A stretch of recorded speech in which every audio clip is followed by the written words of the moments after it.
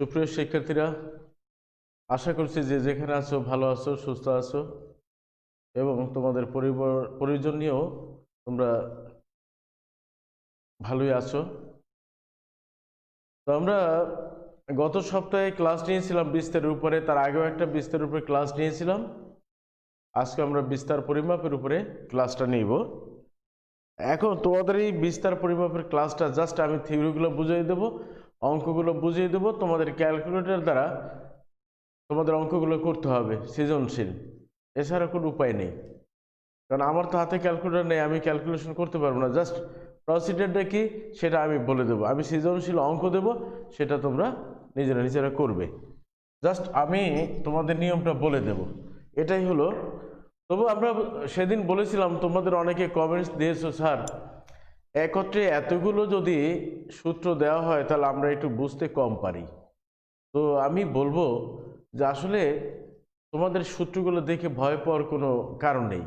কারণ আমরা যখন এটা ম্যাথমেটিক্যালি নিউমেরিক্যালি আমরা প্রয়োগ করব, গাণিতিক মান দ্বারা যখন এই সূত্রগুলো প্রয়োগ করব, তখন আমরা আসলে অভ্যস্ত হয়ে যাব যে কোন ক্ষেত্রে কোন সূত্রটা ব্যবহার করব। এটা তথ্যের আকার আকৃতি প্রকৃতির উপর নির্ভর করবে আমার সূত্র প্রয়োগ করার একটাই প্রক্রিয়া। এখন চতুর্থক ব্যবধানের জন্য তুমি কি করবে, গড় ব্যবধানের জন্য কি করবে, পরিমিত ব্যবধানের জন্য কি করবে, তা আমি প্রত্যেকটা দিয়ে দিয়ে একটা করে অঙ্ক করাবো। যেমন পরিসর দিয়ে করাবো, পরিসরাঙ্ক দিয়ে করাবো, তাহলে তুমি বুঝতে পারবে। আবার চতুর্থ ব্যবধান করব, চতুর্থ ব্যবধানাঙ্ক করবো, এটা সম্ভবত করিয়ে দিয়েছিলাম, তারপর আজকে করব। তারপরে গড় ব্যবধান করব, গড় ব্যবধানাঙ্ক করব। তারপর আমরা পরিমিতি ব্যবধান করব এবং বিভেদাঙ্ক করব। প্রসিডারটা, দিস ইজ দ্য প্রসিডার। তা লেখো তোমরা একটু, আমরা একটা সৃজনশীল লিখি।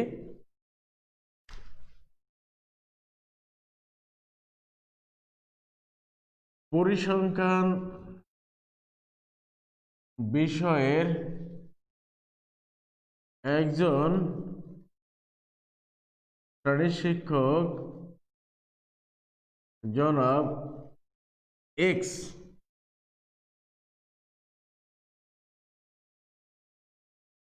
নিম্নে একটি গণসংখ্যা নিবেশন দিয়ে বললেন যে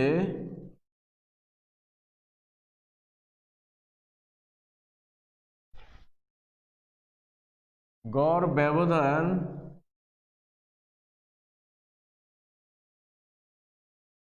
পরিমিত ব্যবধানের চেয়ে বড় নয়।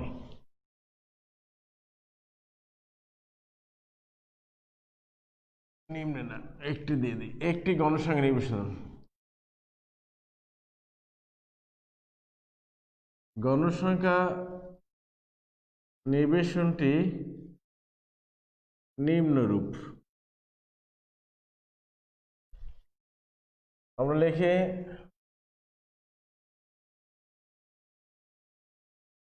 শ্রেণী ব্যবধান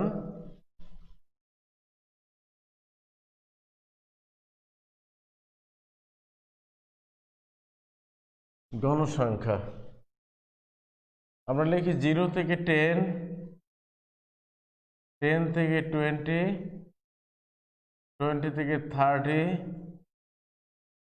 30 থেকে 40, 40 থেকে 50। গণসংখ্যা মনে করে ছোট দিয়ে দেবো যাতে ক্যালকুলেশন সুবিধা। 1, 3, 8, 4, 2।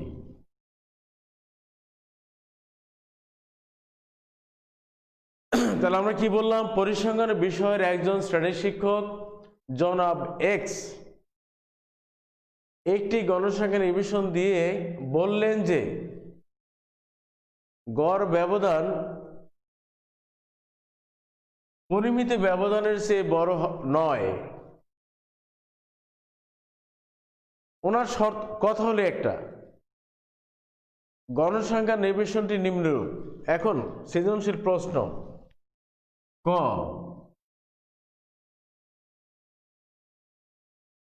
বিস্তার কি, খ ভেদাঙ্ক ঋণাত্মক মান গ্রহণ করে না, ব্যাখ্যা করো। ঘ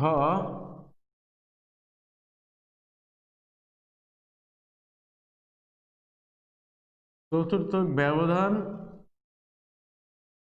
নির্ণয় করো। গ আর ঘ, তুমি কি শ্রেণী শিক্ষক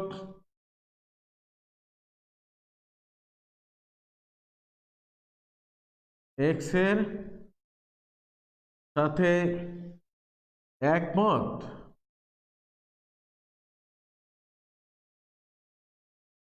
মতামত দাও।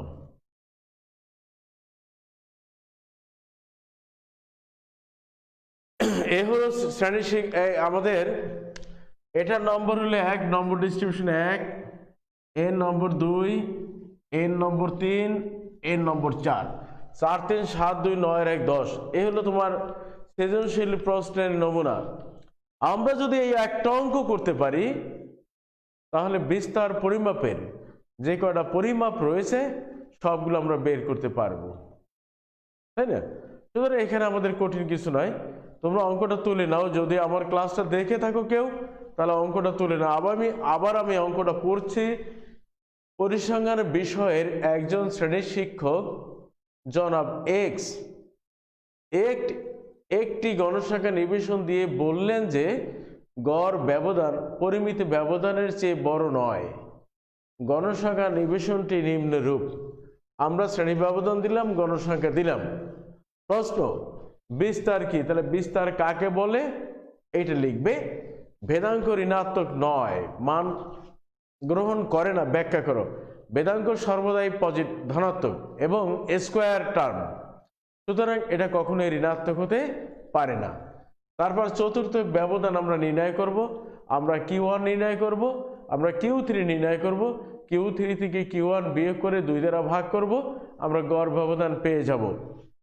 3 নম্বরে হয়ে গেল। 4 নম্বরে, তুমি কি শ্রেণী শিক্ষক এক্স এর সাথে একমত? মতামত। এক্স কি বলেছেন? গড় ব্যবধান পরিমিত ব্যবধানের চেয়ে বড় হতে পারে না। তাহলে গড় ব্যবধান আমি নির্ণয় করব, পরিমিত ব্যবধান নির্ণয় করব। নির্ণয় করে আমি দেখব গড় ব্যবধান বড় না পরিমিত ব্যবধান বড়। যদি পরিমিত ব্যবধান বড় হয় গড় ব্যবধানের চেয়ে, তাহলে আমি বলবো আমি শ্রেণীর শিক্ষকের সাথে একমত। কেননা প্রদত্ত গণসংখ্যা নির্বেশনতে দেখা যায়, প্রদত্ত গণসংখ্যা নির্বেশনতে নির্ণীত গড় ব্যবধান অবশ্যই পরিমিত ব্যবধানের চেয়ে ছোট। সুতরাং আমি শ্রেণী শিক্ষক মিস্টার এক্স এর সাথে পুরোপুরি একমত। কিন্তু যদি উল্টো হয়, গড় ব্যবধান বড়, তাহলে তুমি বলবা যেহেতু প্রদত্ত গণসংখ্যা নির্বেশন ব্যবহার করে আমরা গড় ব্যবধান এবং পরিমাপ যেটা পেয়েছি তার তুলনা করলে দেখা যায় গড় ব্যবধান পরিমিত ব্যবধানের চেয়ে বড়, সুতরাং আমি শ্রেণী শিক্ষকের সাথে একমত নই। জোর করে একমত হতে হবে এমন না, রেজাল্ট বলে দিবে আমি ওনার কথাটা মানব না আমি উদ্দীপকের কথাটা মেনে নেব, না আমি উদ্দীপকের কথাটা মেনে নেব না, সেটা আমার গাণিতিক রেজাল্টের উপর নির্ভর করবে। আমি মন গড়া কথা বলে অথবা জোর করে তার বক্তব্যকে আমি গ্রহণ করব না। উদ্দীপক যেটা বলবে সেটাই যে মেনে নেব এ ধরনের কোনো কথা নেই। সুতরাং তথ্যের বিশ্লেষণ এবং তাত্ত্বিক মতামতের উপর ভিত্তি করি আমরা বলবো মানটা গ্রহণ করব না বর্জন করব, আমি উদ্দীপকের সাথে একমত হব কি একমত হব না। এখন অনেকের হতে পারে উদ্দীপক যে বলছে সেটা হচ্ছে না, ভয়ের কিছু নেই, হচ্ছে না তুমি ওইটি লেখো, আমি উদ্দীপকের সাথে একমত নই। তাহলে আমরা এখন সমাধানে আসি। সমাধান আমরা লিখি মনে করি শ্রেণী মধ্যমান সমান x এবং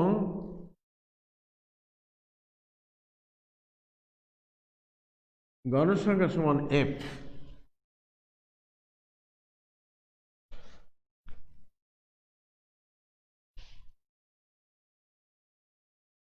ওকে,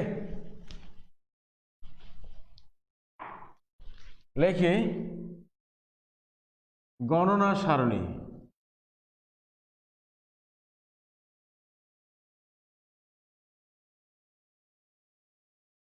নিম্নরূপ।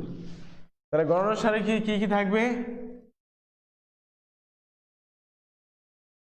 শ্রেণী ব্যবধান 0 থেকে 10, 10 থেকে 20, 20 থেকে 30, 30 থেকে 40, 40 থেকে 50। এরপর আমরা লিখি শ্রেণী মধ্যমান, আমরা যাকে x বলেছি, তারপর আমরা লিখব গণসংখ্যা f। তাহলে আরেকটা কলাম আমরা করে ফেলি। এই তাহলে শ্রেণী মধ্যমান মানে কি? উচ্চ সীমা যোগ নিম্ন সীমা ভাগ 2, তার মানে 5, পরেরটা হবে 15, পরেরটা 25, পরেরটা 35, পরেরটা 45। নিম্ন সীমা যোগ উচ্চ সীমা ভাগ 2 শ্রেণী মধ্যমান। এভাবে করে যেহেতু প্রত্যেকটার মধ্যে ব্যবধান হলো 5-10 করে, সুতরাং প্রথমটা পেয়ে গেলে বাকিটা 10-10 করে বাড়বে। আমাদের গণসংখ্যা ছিল 1, 3, 8, 4, 2। আমরা এটা লিখে নেই। এখন দেখো, নিশ্চয়ই তোমরা এটা তুলে ফেলেছো। আমি বলেছি যে ক্যালকুলেটর আমার হাতে নেই, বাট প্রসিডিউরটা আমি বলে দেব। শুরুতেই সিএফটা করে নেই। এখন বলতে পারো স্যার সিএফ কেন লাগবে? আমি যদি বাংলা একটু লিখে নেই, লেখো ক্রম যোজিত গণসংখ্যা সিএফ লিখে নিলাম।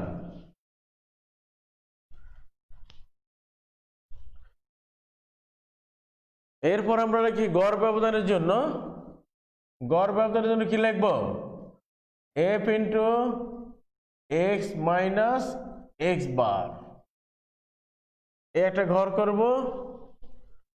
আর পরিমিত ব্যবধানের জন্য আমি এভাবে করব না, আমি করব x আছে f x স্কয়ার করব। এই গঠনটা আমার কাছে সহজ মনে হয়। তাহলে আমরা যে গণসংখ্যা নিবেশন করলাম, এই গণসংখ্যা নিবেশনটা যেটা তৈরি করলাম, এই গণসংখ্যা নিবেশন দিয়ে আমরা একেবারে পুরা পরিমিত ব্যবধানের 8টা যে পরিমাপ, সেটা আমরা নির্ণয় করতে পারবো। তাহলে এখন আমরা দেখি যে কি কি আমাদের করতে হবে। তোমরা নিশ্চয়ই বুঝেছো যে x পেয়ে গেছে, সিএফটা করো। প্রথম শ্রেণীর এফ আর প্রথম শ্রেণীর সিএফ একই থাকবে। পরেরটা আড়াআড়ি যোগ সোজা বসবে, আড়াআড়ি যোগ সোজা বসবে, আড়াআড়ি যোগ সোজা বসবে, আড়াআড়ি যোগ সোজা বসবে। তবে এইখানে যোগ করে দেখো n 18। আবারও বলছি, প্রথম শ্রেণীর গণসংখ্যা আর প্রথম শ্রেণীর সিএফ একই মান হবে। পরেরটা আড়াআড়ি যোগ 1 যোগ 3 = 4, 4 যোগ 8 = 12, 12 যোগ 4 = 16, 16 যোগ 2 = 18। তারা নিশ্চয়ই আমরা এটা বুঝতে পেরেছি। এখন আমরা এই জায়গাটা রেখে আরেকটা ঘর করতে হবে আমাদের, একটু আগেই করা উচিত ছিল। এটা করে ফেলে এখানে ছোট করে fx করে ফেলে, fx এই মানটা বের করি। কারণ হলো এখন এটা করি f into x minus x bar. এরপর আরেকটা ঘর আমরা করি, সেটা হলো কি এফ এক্স স্কোয়ার। এখন শুরুতে আমরা বলবো উপরে গণনা সারি লিখে নিতে আমাদের লিখতে সুবিধা হবে। আসো স্যার, ডিয়ার স্টুডেন্টরা তোমরা একটু দেখো, আমাদের যে গণসংখ্যা আমরা একটা অংশ করে নিয়েছি, এখান থেকে কিন্তু আমরা চতুর্থক ব্যবধান নির্ণয় করতে পারবো এই পর্যন্ত। এই দুইটা তো আমার দেয়া আছে, যে দুইটা আমরা তিনটা আমাদের দেয়া আছে, একটা বের করলাম এই, আর একটা দেয়া আছে কলাম, তা দুইটা কলাম দেয়া আছে, আমরা দুইটা বের করেছি। এই চারটা কলামের মাধ্যমে আমরা চতুর্থক ব্যবধান নির্ণয় করতে পারবো এবং পরিসর নির্ণয় করতে পারবো, পরিসরাঙ্ক নির্ণয় করতে পারবো, চতুর্থক ব্যবধানাঙ্ক নির্ণয় করতে পারবো। দেখো এর মাধ্যমে আমরা চারটা পেয়ে যাব। এরপর আসো এফ এক্স, এরপর এটা আমরা করব, এটা করব, একটু আমরা পরে করি। তাহলে আমরা পরিসর থেকে শুরু করি। লেখো, আমরা জানি পরিসর রেঞ্জ ইকুয়াল টু সর্বোচ্চ মান মাইনাস সর্বনিম্ন মান। এখন যদি এভাবে বিচ্ছিন্ন থেকে 1 2 3 4, তুমি সর্বোচ্চ মান 4, সর্বনিম্ন 1, তুমি পরিসর বের করতে পারো। কিন্তু গণসংখ্যা নির্বিশেষণ আকারে যদি পরিসর বের করতে বলে তাহলে কি করবে? তাহলে তোমাকে বলতে হবে সর্বোচ্চ মান বলতে সর্বশেষ শ্রেণীর উচ্চ সীমা মাইনাস সর্বপ্রথম শ্রেণীর নিম্ন সীমা। তাহলে সর্বশেষ শ্রেণী কত বলো? 40 থেকে 50। তাহলে এই সর্বোচ্চ মান কত? এই শ্রেণীর সর্বোচ্চ মান 50, আর শুরুর শ্রেণী যেটা আছে আমরা যাকে প্রথম শ্রেণী বলেছি তার নিম্ন সীমা কত? 0। তাহলে পরিসর কত হবে বলো? সর্বোচ্চ মান মাইনাস সর্বনিম্ন মান ইকুয়াল টু 50। আবারও বলছি, গণসংখ্যা নির্বিশেষে যদি তোমার বিচ্ছিন্ন ডেটা থাকে তাহলে পরিসর তুমি নির্ণয় করবে কি করে? এখানে সর্বোচ্চ মান কত এবং সর্বনিম্ন মান কত এইটা বের করে দুইটা বিয়োগ করবে, পরিসর পেয়ে গেলে। কিন্তু যদি আমাদের গণসংখ্যা নির্বিশেষণ দেয়া থাকে তখন পরিসর বের করার নিয়ম কি? সর্বশেষ শ্রেণীর উচ্চ সীমা, সর্বপ্রথম শ্রেণীর নিম্ন সীমা জেনে এই দুটোকে বিয়োগ করব, বিয়োগ করলে যে মানটা পাবো তাকে আমরা পরিসর বলবো। আবারও বলছি, সর্বশেষ শ্রেণীর উচ্চ সীমা মাইনাস সর্বপ্রথম শ্রেণীর নিম্ন সীমা, দিস ইকুয়াল টু পরিসর। তাহলে এই যে ড্যাশ চিহ্ন দিয়ে, একটা ড্যাশ চিহ্ন দিয়ে বোঝানো হয়, এই ড্যাশ চিহ্নর বাম দিকে হলো শ্রেণীর নিম্ন সীমা আর ডান দিকে হলো শ্রেণীর উচ্চ সীমা। নিশ্চয়ই তোমরা বুঝতে পেরেছো। আচ্ছা, তাহলে আমাদের পরিসর হয়ে গেল। এখন আমরা করব আপেক্ষিক বিস্তার, পরিসরাঙ্ক কি সিএফ, কোএফিসিয়েন্ট অফ রেঞ্জ কত হবে বলো? সর্বোচ্চ মান মাইনাস সর্বনিম্ন মান ভাগ সর্বোচ্চ মান যোগ সর্বনিম্ন মান পূরণ 100 গুণন 100 হয়ে গেল। তাহলে 50 ভাগ 50 ইন্টু 100, দিস ইকুয়াল টু 100%। কারণ আপেক্ষিক বিস্তারকে আমরা শতকরায় প্রকাশ করি, আর অনপেক্ষ বিস্তার পরিমাপকে যদি তথ্যের একক দেয়া থাকে তার তথ্যের এককে প্রকাশ করতে হয়। ওকে, তাহলে আমরা পরিসর পেলাম এবং পরিসরাঙ্ক পেলাম। তাহলে পরিসর কি? পরিসর হলো সর্বোচ্চ মান মাইনাস সর্বনিম্ন মান, আর পরিসরাঙ্ক কি? সর্বোচ্চ মান মাইনাস সর্বনিম্ন মান ভাগ সর্বোচ্চ মান যোগ সর্বনিম্ন মান ইন্টু 100। নিশ্চয় হয়েছে। এবার আসো চতুর্থক ব্যবধান। চতুর্থক ব্যবধানের সূত্র কি? আমরা এই জায়গাটা একটু মুছে নিই, যেহেতু এটা আপাতত দরকার নেই, এটা আমরা পরে করি। তোমরা তো উঠিয়ে ফেলেছো, ও পর্যন্ত রাখো, আমরা এখানে করি। চতুর্থক ব্যবধানের সূত্র হলো কিউডি, Q3 মাইনাস Q1 ভাগ 2 এটা কোথায় লিখে নাও, চতুর্থক ব্যবধান কিউডি, Q3 মাইনাস Q1 ভাগ 2, যেখানে Q1 equal to L plus 1N ভাগ 4 মাইনাস CF ভাগ A পূরণ C। আমরা এটা ক্যালকুলেশন করব। সূত্র L প্লাস 1N ভাগ 4 মাইনাস CF ভাগ A পূরণ C। এখন এটার জন্য আমার কিউমুলেটিভ ফ্রিকোয়েন্সি দরকার, আমরা করে নিয়েছি। তাহলে n কত, n ভাগ 4 আগে আমরা করি। n হইল 18 ভাগ 4, তাহলে 4 × 16, 4 × 5 20, n ভাগ 4 হলো 4 × 5 20, তাহলে 1 ইন্টু 1, তাহলে ওইটাই তো থাকে 4.5। তাহলে n ভাগ 4 ইন্টু 1, যে মানটা আমরা পাবো এই মানটা খুঁজতে থাকবো আমরা CF এর মধ্যে। তাহলে এক বড় না 4.5 বড়, 4.5 বড়। সুতরাং প্রথম শ্রেণীর মধ্যে প্রথম চতুর্থক থাকতে পারে না। আসো, আছে CF4, কিন্তু আমার n ভাগ 4 ইন্টু 1 এর মান আছে 4.5।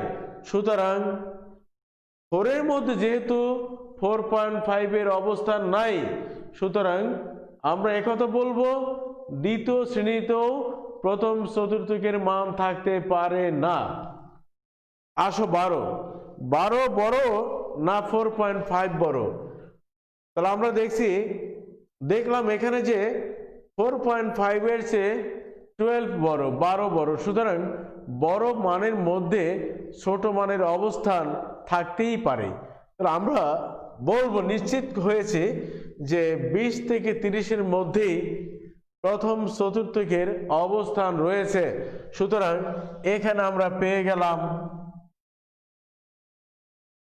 1n ভাগ 4 ইকুয়াল টু 4.5 এর মান আমরা ক্রমযুক্ত গণসংখ্যা 12-এর মধ্যে পেলাম। সুতরাং 12 যে শ্রেণীতে অবস্থান করবে ওইটি হবে প্রথম চতুর্থকের শ্রেণী। আমার লাগবে ওই শ্রেণীর নিম্ন সীমা। তাহলে কত? 20 যোগ 4.5 মাইনাস 12-এর মধ্যে যেহেতু 1n ভাগ 4 এর মান পাওয়া গেছে, সুতরাং প্রথম চতুর্থকের মান যে শ্রেণীতে পাওয়া গেছে ঠিক তার আগের শ্রেণীর CF হবে 4। প্রথম চতুর্থকের মান যে শ্রেণীতে পাওয়া গেছে তার F এর অবস্থান, অর্থাৎ ওই শ্রেণীর F হবে আমাদের সূত্রের মধ্যে ব্যবহৃত F ইন্টু যে শ্রেণীতে পাওয়া গেল ওই শ্রেণী ব্যবধান হবে এক্ষেত্রে শ্রেণী ব্যবধান। আবারও বলছি, তোমার সূত্র প্রয়োগ করতে হলে n ভাগ 4 ইন্টু 1 এর সমাধানটা আগে আসতে হবে। তো 1n ইন্টু 4 আমরা এই মানটা পেয়েছি 4.5। এই 4.5 মানটা আমরা তুলনা বলো আর খোঁজা বলো, খুঁজবো অলওয়েজ যেখানে l এর মান প্রয়োজন। আমরা দেখলাম সেখানে CF এর মধ্যে খুঁজলাম। প্রথম মানটা হলো CF এর 1, আর n ভাগ 4 ইন্টু 1 এর মান 1 এর চেয়ে বড়। সুতরাং বড় মানটা ছোট মানের মধ্যে থাকতে পারে না। সুতরাং আমরা বলতে পারি প্রথম শ্রেণীতে চতুর্থক নেই। দ্বিতীয় মানটার দিকে লক্ষ্য করলাম আমরা, যেহেতু প্রথমটার মধ্যে পাইনি তাহলে দ্বিতীয়টার মধ্যে আছে 4, কিন্তু আমার খুঁজতে হচ্ছে 4.5। সুতরাং 4.5 কে আমি 4 এর মধ্যেও পেতে পারি না। সুতরাং এ থেকে আমরা স্পষ্ট দেখতে পাচ্ছি যে দ্বিতীয় শ্রেণীতেও প্রথম চতুর্থকের অবস্থান মিলে নাই। আস্তে আস্তে নিচে নামবো। এরপর আসলাম 12-র কাছে। 12-র কাছে জিজ্ঞেস করলাম, এই 12 তুমি কি আমাকে 4.5 দিতে পারবে? 12 বললে হ্যাঁ ও তো আমার ভিতরেই আছে, আমায় যেহেতু ওর চাইতে বড় সুতরাং আমার ভিতরে তুমি খুঁজতে পারো। আমরা 12-র মধ্যে পেয়ে গেলাম, 12 আমাকে নিশ্চয়তা দিল হ্যাঁ আমার মধ্যে 4.5 এর অবস্থান রয়েছে। তাহলে আমরা নিশ্চিত হলাম যে প্রথম চতুর্থকের অবস্থান 3 নম্বর শ্রেণীতে আছে। তাহলে আমরা 3 নম্বর শ্রেণীর কি লাগবে, নিম্ন সীমা লাগবে। নিম্ন সীমা 20, গণসংখ্যা এফ সব নিজের, ব্যবধান বলো, এল বলো, গণসংখ্যা বলো, শুধু ক্রমযুক্ত গণসংখ্যাটা হবে যে শ্রেণীতে A1n/4 পেয়েছো ঠিক তার উপরের শ্রেণীর এফটা সিএফটা হবে ক্রমযুক্ত গণসংখ্যার ক্ষেত্রে এই। এখন ক্যালকুলেশন করো। তাহলে আমরা ক্যালকুলেশন একটু আমাকে যদি বলতে পারতে তাহলে সুবিধা হতো। 0.5 × 10 8, তা আসে কত? আচ্ছা 5/8। এখন ক্যালকুলেশন করো, ক্যালকুলেশন করে এখানে যে মানটা পাবে সেই মানটা লিখবে। ওকে,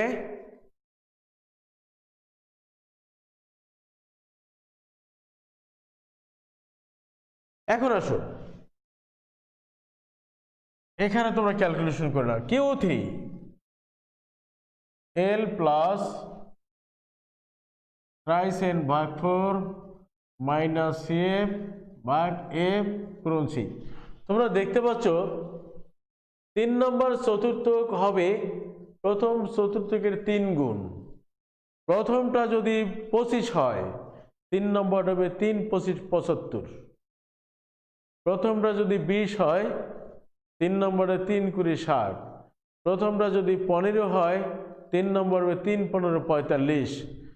1n/4 × 1 এর মান পেয়েছি 4.5 ইন্টু যদি আমরা এখান থেকে 3 গুণ করি তাহলে 3 5 15, 3 4 12 13, 13.5। এই 13.5 খুঁজবে কোথায়? এবার আসো 13.5 খুঁজবে তুমি সিএফ এর মধ্যে। কার মধ্যে পাওয়া গেল? 16-র মধ্যে। তাহলে 16-র মধ্যে যার মধ্যে পাওয়া গেল বা আমরা পেলাম তার সোজা শ্রেণী ব্যবধান কত? 30 থেকে 40-এর মধ্যে 3 নম্বর চতুর্থকের অবস্থান আছে। তার লাগবে কি এই শ্রেণীর নিম্ন সীমা। নিম্ন সীমা কত? 30। তারপর কত আছে? 13.5 মাইনাস সিএফ কত? যেখানে পাওয়া গেল ঠিক তার উপরেটা হবে সিএফ 12 ভাগ কত? এফ কত? যার মধ্যে পাওয়া গেল তার এফ 4 ইন্টু কত? ইন্টু হলো ব্যবধান 10। ক্যালকুলেশন করো, ক্যালকুলেশন করে জাস্ট একটা প্রসিডার আমরা Q3 এবং Q1 পেয়ে গেলাম। এখন Q3 এবং Q1 এর মান এখানে বসিয়ে বিয়োগ করে ওই বিয়োগফলকে যদি তুমি 2 দ্বারা ভাগ করো তাহলে আমরা চতুর্থক ব্যবধান পেয়ে যাব। নিশ্চয়ই আপনারা বুঝতে পেরেছেন। আবারও বলছি 1 নম্বর চতুর্থকের চেয়ে 3 নম্বর চতুর্থক 3 গুণ বেশি।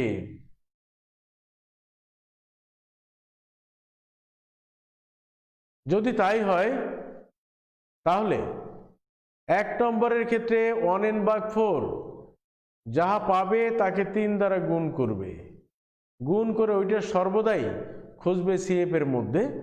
আমি যার মধ্যে পেলাম ওই শ্রেণীর নিম্ন সীমা হবে এল, ওই শ্রেণীর এফ হবে এখানের এফ, ওই শ্রেণীর ব্যবধান হবে ওখানের ব্যবধান, শুধু ক্রমযুক্ত গণসংখ্যার হবে ঠিক তার আগেরটা। ওকে, এখন আমরা চতুর্থ ব্যবধান পেয়ে গেলাম। 1 নম্বর পেলাম, 3 নম্বর পেলাম। এখন 3 - 1/2 হয়ে যাবে। এখন সিকিউডি চতুর্থ ব্যবধানাঙ্ক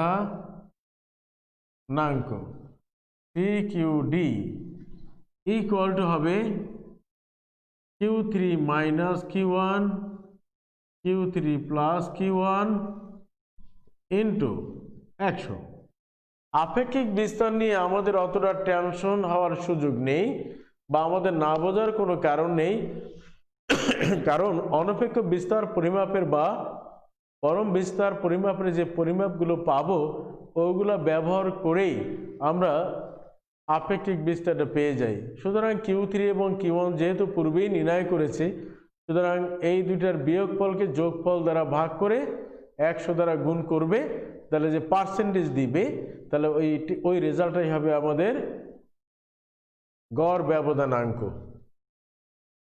ওকে, এবার আসো, তাহলে আমরা দেখো 4টা পরিমাপ ইতিমধ্যে পেয়েছে। এখন আর আমাদের এই ঘরটা আমি এখান থেকে মুছে দেব। আমার লাগবে কি আমরা আগে একটু পরিমিত ব্যবধানটা বের করব। লেখো, আমরা সূত্রটা লিখি, পরিমিত ব্যবধান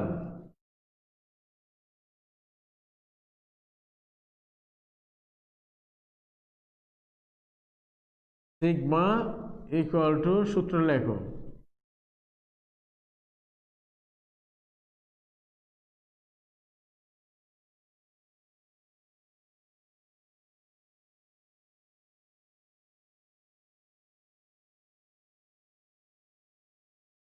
এই সামেশন fx স্কয়ার ভাগ capital N minus summation fx ভাগ n হোল স্কয়ার। আমরা জানি পরিমিত ব্যবধান sigma equal to root over summation fx square বা ক্যাপিটাল N আর সামেশন fx ভাগ ক্যাপিটাল N হোল স্কয়ার। তাহলে ক্যাপিটাল N এর মান তুমি পেয়েছো 18। এখন আমরা ওইটা দেখে দেখে ঘরগুলো তৈরি করি। তার আমার কি লাগবে দেখো, আগে fx করি, তারপর আমরা fx স্কয়ার করি। হ্যাঁ, এই fx স্কয়ার, fx কত বলো, 5। এই ঘরটা রয়ে গেছে। আচ্ছা, 3 15 45, 8 25 200, 4 5 20, 3 4 12 2 14, 15 দুগুণে 90। তা এইটার যোগফলকে আমরা বলি সামেশন fx। এইটা যোগ করে যে মানটা পাবে এখানে বসাবে, দেখো ওইটা এখানে বসাবে সামেশন fx। তার মানে 1 2 3 4, 4 নম্বর কলমে যে মানগুলো পেয়েছে fx এর মান, ক্যালকুলেটর দ্বারা এই 4 নম্বর কলমের মানগুলো যোগ করে এখানে বসাবে, তারপর 18 দ্বারা ভাগ করে হোল স্কয়ার করবে। ওকে, এখন আমার রয়ে গেল কি fx স্কয়ার, x এর মানটাকে স্কয়ার করবে। স্কয়ার করলে কত আসে দেখো, 5 স্কয়ার ইন্টু গণসংখ্যা 1, তাহলে 25 ইন্টু 1 ইকুয়াল টু 25 হয়ে গেল একটা। এটা জাস্ট দেখালাম। এখন 2 নম্বরে কি বলবে, 15 স্কয়ার, তাহলে 15 স্কয়ার কত, 225 নাকি, 15 স্কয়ার 75, হ্যাঁ 225 ইন্টু 3, তাহলে কত আসে বলো, 3 5 15, 3 2 6 1 7, 3 6 675 ক্যালকুলেটর দ্বারা করবে। এরপর দেখো 25 স্কয়ার মানে 625, 625 ইন্টু 8, 5 8 40, 8 2 16 আর 20, 6 48 আর 2 50, 5000।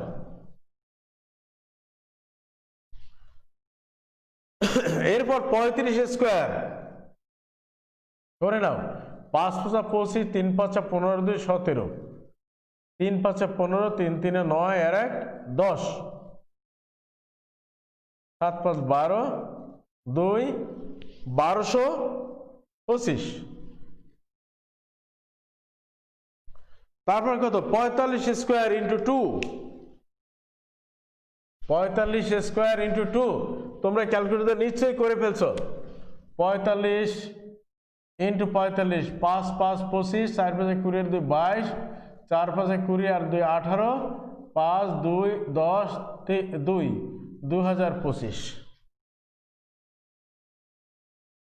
এখন এইটার যোগফলকে আমরা বলি f(x স্কোয়ার)। এই যে আমরা 1 2 3 4 5 নম্বর কলামে যেটা পেয়েছো f(x স্কোয়ার), এইটাকে যোগ করো। আমরা স্কোয়ার করে x এর মানটাকে স্কোয়ার করে গণসংখ্যা দ্বারা গুণ করেছি, গুণ করে আমরা যে মানটা পেয়েছি সেই মানটাকে আমরা নিচে যোগ করব। ওই যোগফলটা কি বলি আমরা? Summation f(x square). এখন দেখো আমরা f(x) পেয়েছি, সামেশন f(x) পেয়েছি, f(x স্কোয়ার) করেছি, সামেশন যোগ করলে আমরা এটা পাবো, সামেশন f(x স্কোয়ার) পাবো। এখন আমরা এখানে মানগুলো বসিয়ে দেব। Summation f(x square), summation f(x square) equal to এত ভাগ 18 মাইনাস সামেশন f(x) ভাগ ক্যাপিটাল N। সামেশন f(x) এর মান বসিয়ে 18 দ্বারা স্কোয়ার করবে, 18 দ্বারা ভাগ করে স্কোয়ার করবে, তারপর এখান থেকে এই মানটা বিয়োগ করে রুট করবে, বর্গমূল করবে, তাহলে আমরা যে মানটা পাবো তাকে আমরা পরিমিত ব্যবধান বলবো। আর এই পরিমিত ব্যবধানকে যদি আমরা স্কোয়ার করে দেই তাহলে ভেদাঙ্ক পাবো। আবারও বলছি, সকল মান পেয়ে গেলে এই সূত্রে বসিয়ে দিয়ে তুমি ক্যালকুলেশন করবে, ক্যালকুলেশন করলে পরিমিত ব্যবধান পাবে। এই পরিমিত ব্যবধান যেটা পেলে তাকে স্কোয়ার করে যদি করো তাহলে ভেদাঙ্ক পাবে। যেমন তুমি পরিমিত ব্যবধান পেয়েছো 5, তাকে স্কোয়ার করলে কত পাবে? 25। এই 25কে বলি আমরা ভেদাঙ্ক, আর 25কে রুট করলে যেটা পাবো সেটাকে আমরা বলছি পরিমিত ব্যবধান। ওকে, এবার আসো বিভেদাঙ্ক, এটার আপেক্ষিক বিস্তার। বিভেদাঙ্ক হলো CV। তাহলে কি করে পাবে? CV ইকুয়াল টু, সূত্র কি? পরিমিত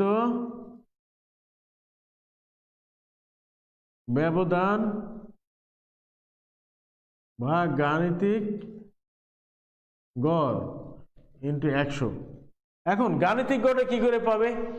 গাণিতিক গড়ের সূত্র এই x bar equal to summation f(x) ভাগ ক্যাপিটাল N। তাহলে সামেশন f(x) তো এখান থেকে পাবে 5, 45, 200, 140, 90 যোগ করলে এখানে পাবে, ওইটাকে 18 দ্বারা ভাগ করলে গাণিতিক গড় পাবে। তাহলে এখান থেকে পাবে পরিমিত ব্যবধান আর ওখান থেকে পাবে গাণিতিক গড়। পরিমিত ব্যবধানকে গাণিতিক গড় দ্বারা ভাগ করে 100 দ্বারা গুণ করবে, তাহলে আমরা যে মান পাবো ওকে আমরা বিভেদাঙ্ক বলবো। ওকে স্যার, নিশ্চয়ই তোমরা এটা তুলে ফেলেছো। খুব কঠিন নয়, একটু শুরুতে দেখলে মনে হবে কঠিন, কিন্তু একবার যদি এগুলো আয়ত্ত করতে পারো তাহলে তোমার কাছে এটা কঠিন মনে হবে না। আর আমরা যতক্ষণ পর্যন্ত এটা আয়ত্ত না করতে পারবো ততক্ষণ পর্যন্ত মনে হয় যেন আমরা বঙ্গোপসাগরে হাবুডুবু খাচ্ছি। সুতরাং সেই সুযোগ আর নেই, কারণ এর সাথে বড় বড় অঙ্ক তোমরা করেছো 9, 10-এ। তোমাদের উচ্চতর গণিত ছিল এবং সাধারণ গণিত ছিল, অনেকে সায়েন্স থেকে যারা কমার্সে এসেছো তাদের ছিল, সায়েন্সে ফিজিক্সের অঙ্ক ছিল, কেমিস্ট্রির অঙ্ক ছিল, এগুলো করতে পেরেছো। সুতরাং ও তুলনায় এটা একেবারেই নগণ্য। আর এটার সাথে, এই অঙ্কগুলোর সাথে তোমরা পূর্ব থেকে পরিচিত। যেমন তোমরা 8-এ করেছো, 9, 10-এও কিন্তু এই পরিসংখ্যান করতে হয়েছে, 6, 7-এ করেছো, 4-এ করেছো, 5-এ করেছো। সুতরাং এর থেকে তোমরা বেশি দূরে নাও। হয়তোবা তখন কতটুকু বুঝতে পেরেছো সেটা বড় ব্যাপার। আশা করছি এখানে ভালো করেই বুঝতে পেরেছো। এবং বারবার ট্রাই ইউরসেলফ, তুমি যদি ট্রাই করতে পারো, নিজেকে তৈরি করতে পারো, তাহলে নিজেকে পারবে। সুতরাং এখানে ভয় পেলে চলবে না, একেবারে সহজ অঙ্ক। অনেকে এখানে ভুল করে কি, এই সামেশন f(x) হোল স্কয়ার দিয়ে এনটাকে বের করে দেয়। না, এটা বের করা যাবে না হোল স্কয়ারের মধ্যেই। তার মানে হলো সামেশন f(x) এর মানটাকে n এর মান দ্বারা ভাগ করে হোল স্কয়ার করবে। আর অনেকে আবার এটাও বলে f(x) আর f(x) এর হোল স্কয়ারটা স্যার এক নয়। আবার আরেকটা ভুল করে কোথায় সেটা দেখো, এই মানটাকে বের করার জন্য করে কি জানো, এই মানটাকে বের করে এফ এক্স হোল স্কয়ার করে দেয়। তার মানে কি এই মানটাকে আমি যেভাবে লিখেছি তোমরা না লিখে অনেকে এটা করে এফ এক্স হোল স্কয়ার, এটা ভুল। গণসংখ্যা কখনো বর্গ করা যায় না, সুতরাং গণসংখ্যাকে আমি স্কোয়ার করেছি কাকে, এই জিনিসটা খেয়াল করবে, আমরা এক্স এর মানটাকে স্কোয়ার করেছি আর স্কোয়ারের ওই মানটাকে আমরা এফ দ্বারা গুণ করেছি, সেখানে এক্স এর মান স্কোয়ার হয়েছে কিন্তু এফ এর মানের কোনো পরিবর্তন হয়নি। এই জিনিসটা একটু মাথায় রাখবে, তোমরা এফ এক্স করে হোল স্কোয়ার করে ফেলো। আচ্ছা, এখন দেখো আমরা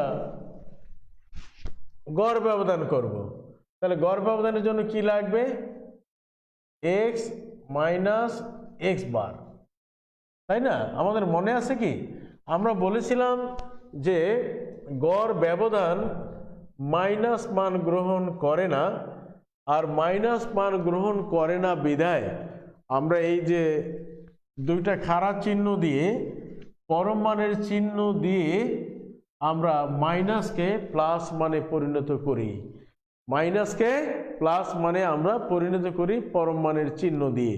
সুতরাং এখান থেকে যতগুলি মান বের হবে না কেন আমরা সেগুলো প্লাস পাবো। তাহলে এখন কিভাবে করবে, আমরা করব এইখানে আমরা শুরুতেই বলেছি গড়, আমি একটা জাস্ট অ্যাসুম ভ্যালু ধরে আমি একটা গড় আমি তোমাদের এটা দেখাবো। ধরো এখান থেকে গড় পেয়েছো 25, ধরে নিলাম আমাদের গড়টা 25। এখন আমাদের কাজ কি দেখো, এখানে বলা আছে 5 মানে এক্স মাইনাস এক্স বার, তাহলে যদি আমি এই ধরো তোমার এখানে গড় কত আসবে তা আমি জানি না, যদি আমার সরাসরি ক্লাস হতো তাহলে ইতিমধ্যেই আমাকে রেজাল্ট দিয়ে দিতে, স্যার এক্স বারের মান এত, তোমরা বলেছো কিন্তু আমি হয়তো শুনিনি, তোমাদের গড়টা হয়তো আমি ধরে নিয়েছি ধরো 25 এসেছে। তাহলে এই গড়টা কিভাবে করবে দেখো, আমি একটু দেখাই।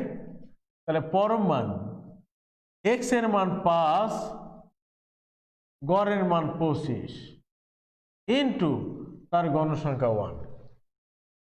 এটা কিন্তু ওই গড়টা কিন্তু এই মানের সাথে না, আমি জাস্ট ধরে নিয়েছি বোঝানোর জন্য। তারপরেরটা দেখো 15 মাইনাস 25 ইন্টু 3 গণসংখ্যা, তার কত 25 মাইনাস 25 ইন্টু তার গণসংখ্যা 8। তারপরেরটা বলো 35 মাইনাস 25 ইন্টু তার গণসংখ্যা 4। তারপরেরটা বলো 45 মাইনাস 25 ইন্টু তার গণসংখ্যা 2। এভাবে করে এখানে মান জাস্ট এভাবে আমরা দেখাবো না, যেহেতু আমরা ক্যালকুলেটর দিয়ে করব আমরা সরাসরি মানটা বের করব, এমন ভেঙে ভেঙে আমরা দেখানোর চেষ্টা করি না, যেহেতু আমাদের হাতে ক্যালকুলেটর থাকবে এবং ক্যালকুলেটর ব্যবহার করার অনুমতি রয়েছে, সুতরাং আমি এভাবে দেখাবো না, সরাসরি করব। এখন কথা হলো এই, স্বাভাবিকভাবে আমরা মনে করি 5 মাইনাস 25 সাইন থাকে কার, যে সংখ্যাটি বড় তার সাইন থাকে, 5-এর চাইতে 25 বড়, সুতরাং স্বাভাবিক দৃষ্টিতে বিয়োগফল মাইনাস 20 আসে, কিন্তু পরম মানের কারণে ওটাকে পড়তে হবে প্লাস 20, বিয়োগ বিয়োগের নেমে হবে আর পরম মান নীরবে কাজ করে যাবে ওই মাইনাসকে প্লাস করার জন্য। তাহলে কত হলো বলো, মনে করো এটা আসলো 20, 15 থেকে 25 বিয়োগ করলে নিশ্চিত মাইনাস হবে, কিন্তু ওই পরম মানের কারণে ওই মানটাও প্লাস, তাহলে আসে কত 30। এটা তো বলার অপেক্ষায় রাখে না, 0। এখানে দেখো 35 থেকে যদি আমরা 25 বিয়োগ করি তাহলে 10, 4 10 40। 45 থেকে যদি 20 বিয়োগ করি 25 বিয়োগ করি তাহলে 20, 20 দুগুণে 40। নিশ্চয়ই এই মানগুলো যোগ করে তাহলে আমরা কি পাই, গড় ব্যবধান, লেখো গড় ব্যবধান mean deviation equal to summation f পরম মান এক্স মাইনাস এক্স বার ভাগ ক্যাপিটাল এন। তাহলে দেখো এই মানগুলোকে যোগ করে কি পাবে তুমি, summation F x minus x বার ইকুয়াল, এটা পাবে। তাই না? তাহলে দেখো যদি এটা হয় 20 30 50 90 130, তাহলে 130কে 18 দ্বারা ভাগ করবে, তাহলে আমরা পাবো গড় ব্যবধান। আমরা কি পাবো? গড় ব্যবধান পাবো। আর এই গড় ব্যবধানাঙ্ক কি হবে?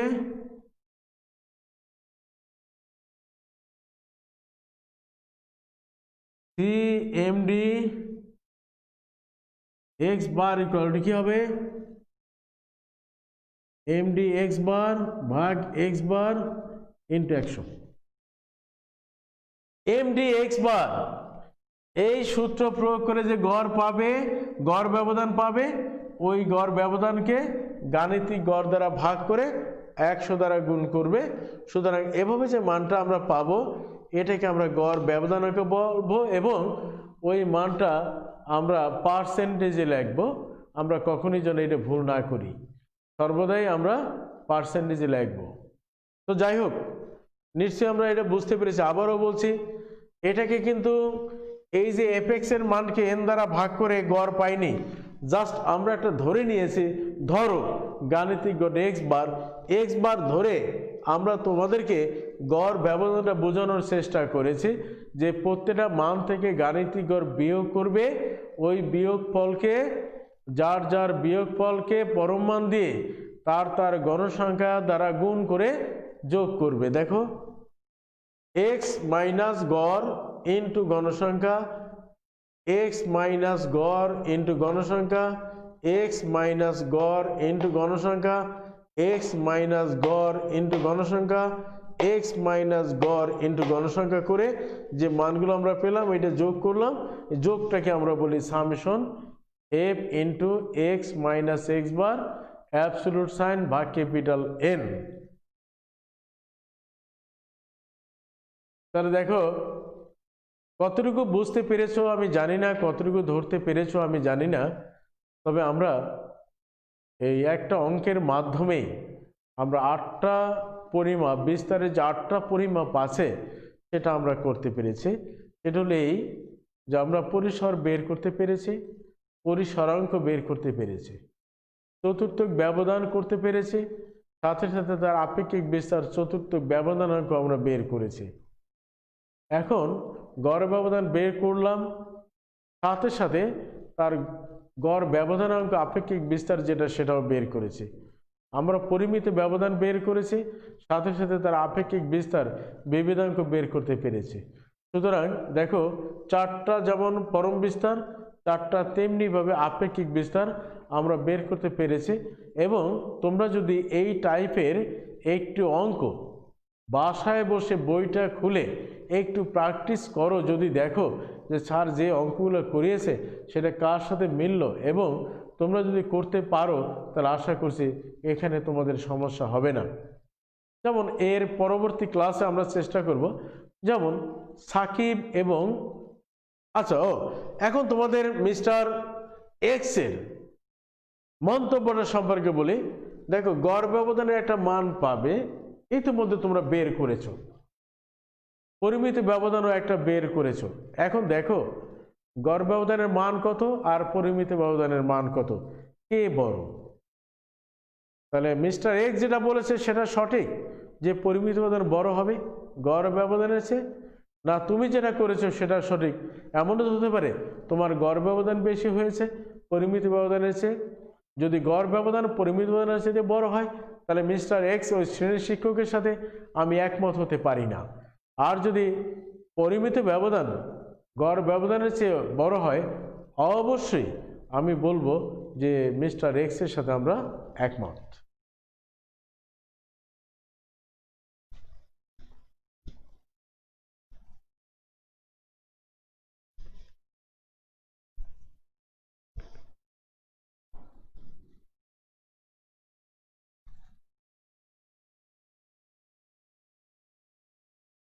প্রিয় শিক্ষার্থীরা,